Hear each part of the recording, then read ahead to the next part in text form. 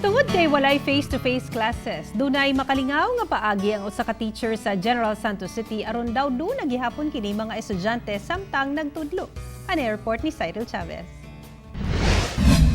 Limpyo gihapon og naka-arrange na ang mga bangko niini nga classroom sa General Santos City Elementary School for the Arts sa Barangay Apupong, General Santos City.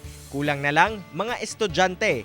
Kining si Teacher Ray Ramos mihimo og makalingaw nga paagi aron ma-motivate siya kay mingawon kuno siya sa iyang mga estudyante.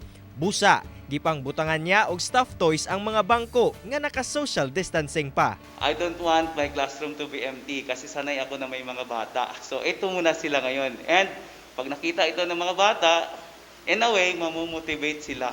Andam na usab ang iyang internet broadband nga gamiton para sa online consultations niya sa mga estudyante. Sa ubang classroom, ang mga bangko gipangbutangan na sab og mga hulagway nga giprint og naka-face mask pa.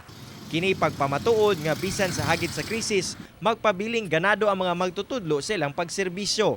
Samtang mapasalamaton sa bang eskwelahan sa mga nag-donate og bond papers nga gamiton sa pagprint sa mga modular materials. Ako, si Cyril Chavez para sa One Mindanao.